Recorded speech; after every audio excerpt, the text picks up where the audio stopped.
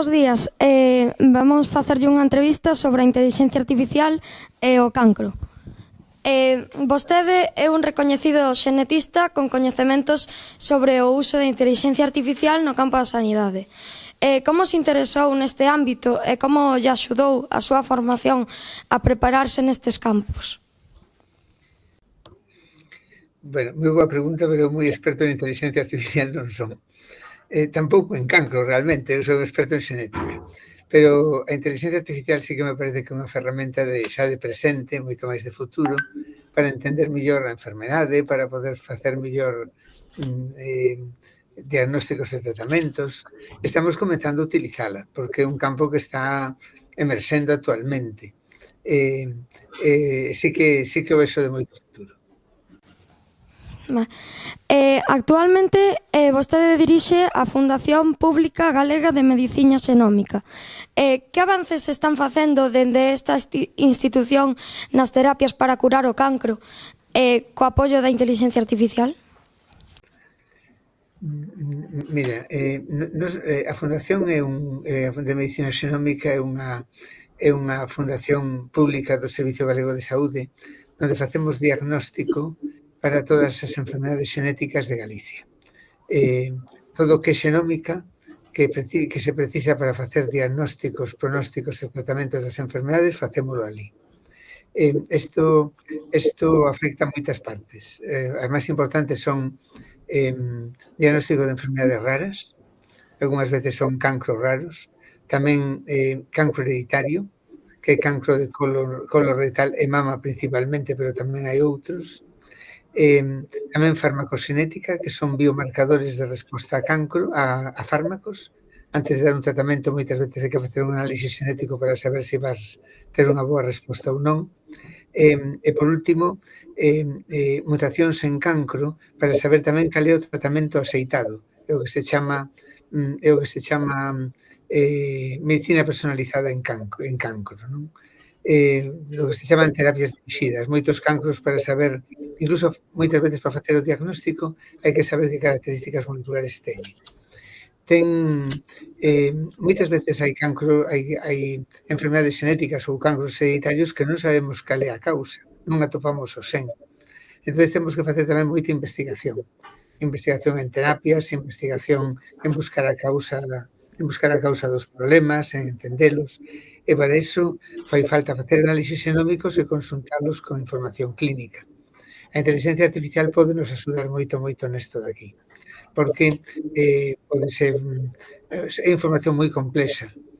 Tamén agora estamos facendo un proxecto enorme que vai precisar para a súa explotación de inteligencia artificial, que é o proxecto de Xenoma de Galicia, que queremos analizar o xenoma enteiro de 400.000 galegos.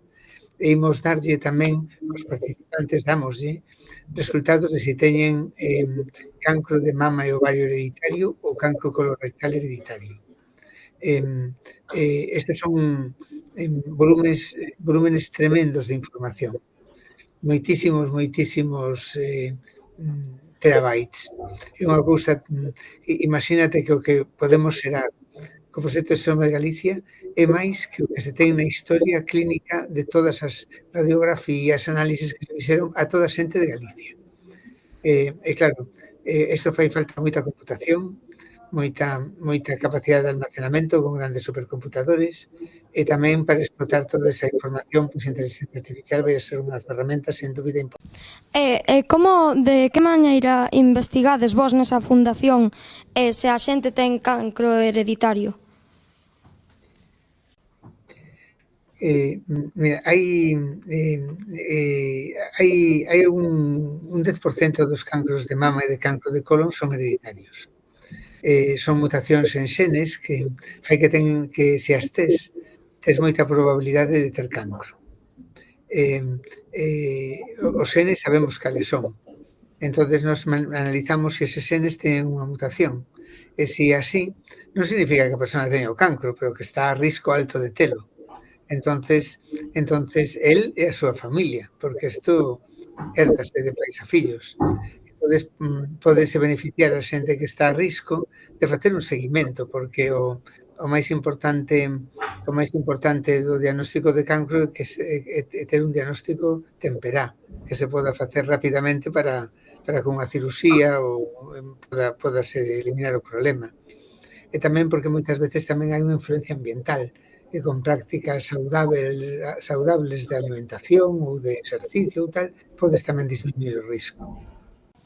De todas as medidas que se poñen en marcha actualmente, cales cree que son as máis e as menos efectivas para previr estes problemas e por qué?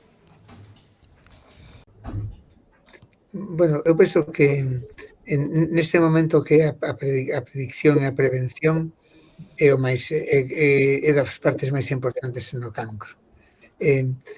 Xa sabedes que se fan moitos cribados para cancro de mama, fanse mamografías. Agora estamos facendo o proxecto Xenoma de Galicia, que é un cribado xenético poboacional. Cancro de colon, tamén a xente se pode beneficiar de ver sangue oculta en etes. E a verdade é que hai tamén cribados para cancro de cervix, para cancro de pulmón. Os cribados son moi importantes. No futuro van a mellorar moitísimo porque se vai engadir a información xenética que vai permitir facer unha mellor selección de a quen se lle fai o cribado. O cribado, a detección de risco xenético é unha ferramenta de moitísimo futuro que vai a ser unida en breve ao que os cribados tradicionais, como vos decía, con mamografías ou con sangue oculto en heces ou colonoscopias. Máis de dirixir a Fundación, lidera en Galicia o proxecto Xenova, por o que o noso país é líder da investigación xenética global. Cales son as principais vías de investigación desta iniciativa e que supondrá para a curación do cáncer? Mira, esta iniciativa é unha iniciativa enorme, é un proxecto grandísimo que hai poucos exemplos no mundo parecidos.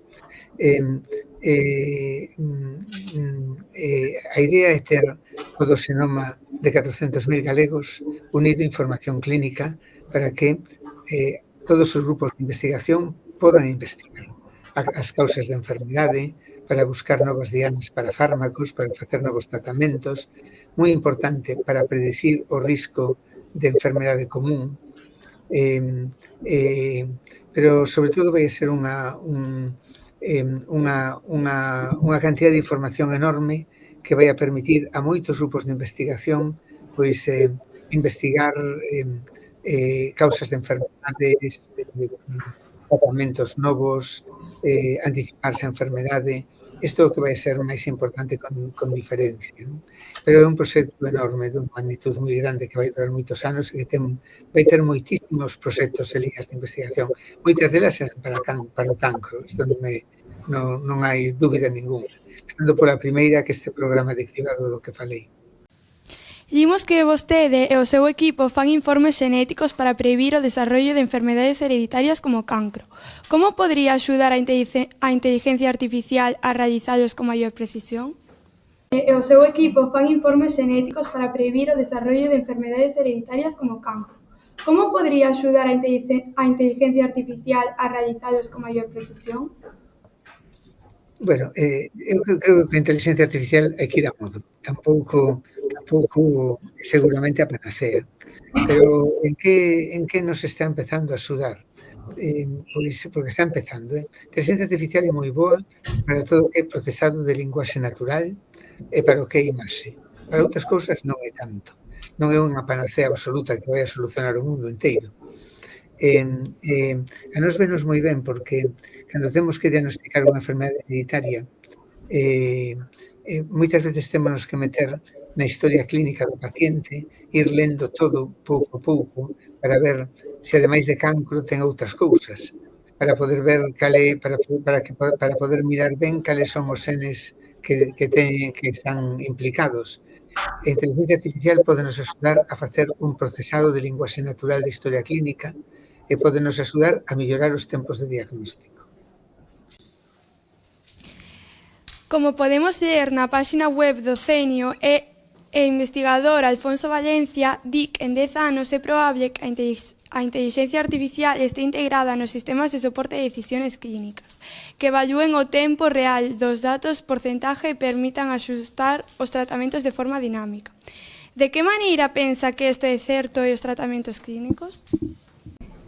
Como podemos ler na páxina web do CENIO e investigador Alfonso Valencia, di que en 10 anos é probable que a inteligencia artificial este integrada nos sistemas de soporte de decisiones clínicas, que evalúen o tempo real dos datos, porcentaje e permitan axustar os tratamentos de forma dinámica.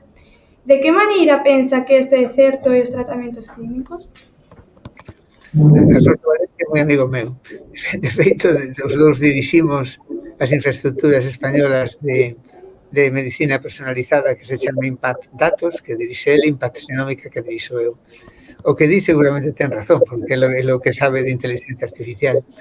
A min, o que me gustaría moito é que a inteligencia artificial axude a reducir tempos de burocracia, que axude a reducir tempos que os médicos temos que estar moitas veces metendo cousas no ordenador, na historia clínica, perdemos moito tempo sin atender en cousas que non son atención directa ao paciente.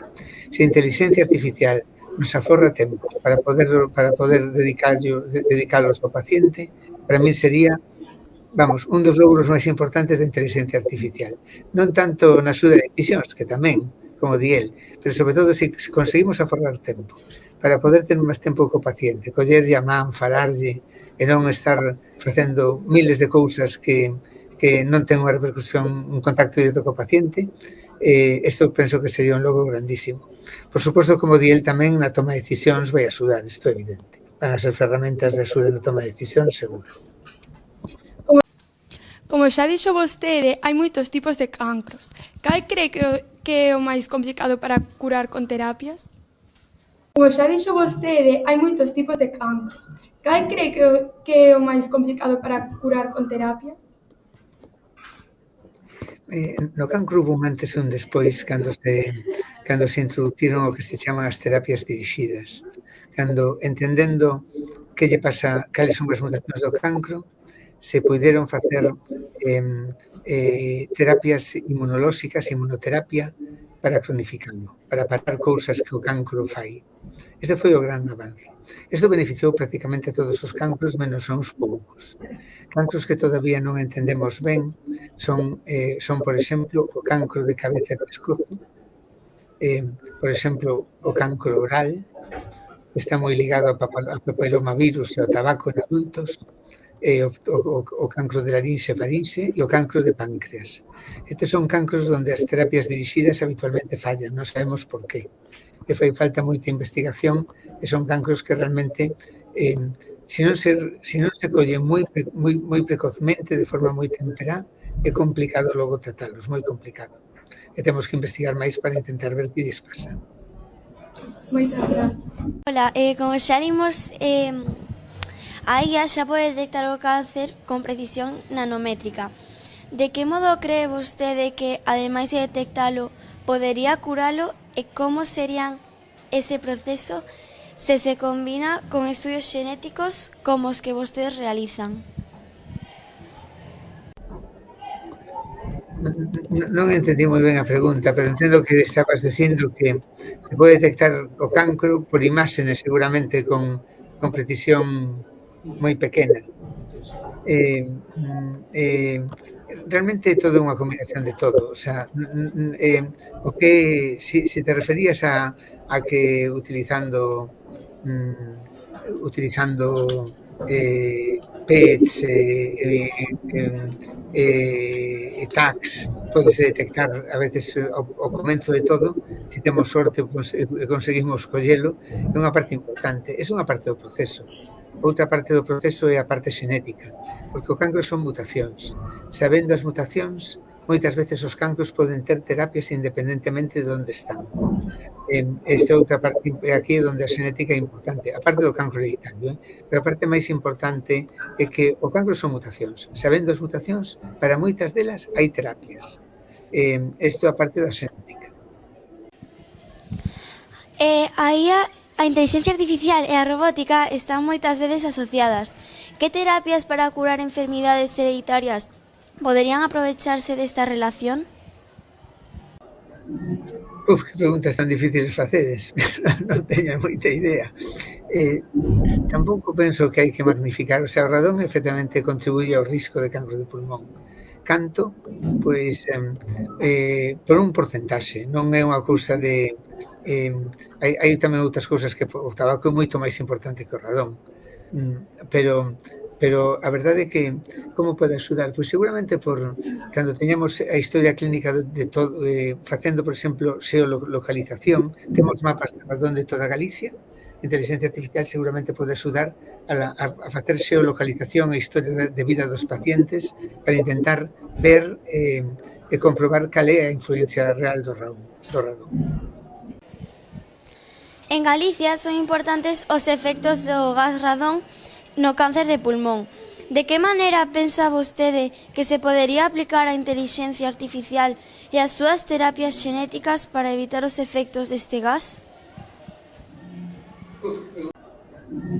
Que preguntas tan difíciles facedes. Non teño moita idea. Tampouco penso que hai que magnificar, o sea, o radón efectivamente contribuye ao risco de cancro de pulmón. Canto? Pois por un porcentaxe, non é unha cousa de... hai tamén outras cousas que o tabaco é moito máis importante que o radón, pero a verdade é que como pode axudar? Pois seguramente por cando teñamos a historia clínica de todo, facendo, por exemplo, xeolocalización, temos mapas de radón de toda Galicia. A inteligencia artificial seguramente pode axudar a facer xeolocalización e historia de vida dos pacientes para intentar ver e comprobar cal é a influencia real do radón. Como dixo vostede antes, os nanorobots son importantes para poder localizar as células canceríxenas. Entón, como son capaces de detectalas e erradicalas? Pois mira, eu non sei nada de nanorobots, pero sí que sei que son terapias moi experimentales e non son de uso habitual. É unha cousa que se está actualmente investigando.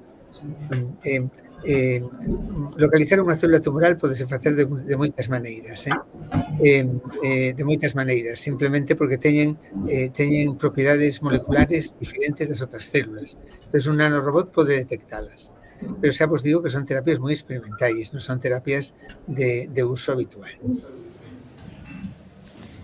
Cando o cancro está xa avanzado e estendido, de que xeito poderían as novas terapias xenéticas asociadas coa inteligencia artificial axudar ou ben a curar ou ben a diminuir os seus efectos? Bueno, terapias xénicas puras para cancro son as terapias que se chaman de CAR-T. Para cancro, porque para enfermedades xenéticas hai outras estrategias tamén ligadas todas a unha tecnoloxía que se chama CRISPR-Cas, que modificar, que son ferramentas moleculares. CAR-T tamén está ligado a isto. Non sei moi ben canto pode axudar a inteligencia artificial en algo desto, pero porque son cousas independentes, pero son terapias que están permitíndose a curar as terapias xénicas directas para células cancerosas algúns tipos de tumores oncohematolóxicos, algúns tipos de leucemias. E son curativas moitas veces. O que se fai é facer que o propio sistema inmune modificar os propios glóbulos blancos da persoa, os propios linfocitos, para que podan recoñecer e matar eles as súas propias células tumorales. Isto se está facendo. A inteligencia artificial seguramente axude para a investigación de todo isto, pero non lle vexo eu a conexión para o que son o diseño das terapias.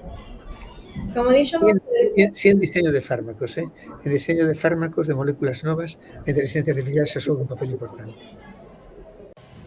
Como dixo vostede nun coloquio da Real Sociedade Económica de Amigos do País de Santiago, a medicina do futuro debe ser 5P, personalizada, preditiva, preventiva, poboacional e participativa. Que función terá a inteligencia artificial nesa medicina do futuro para curar enfermidades como o cancro? Pois mira, eu penso que en todos os aspectos.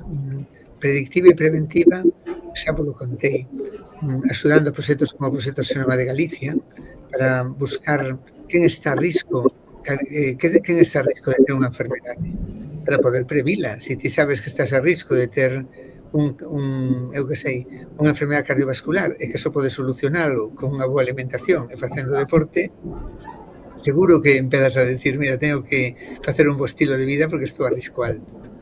Aí vai axudar seguro.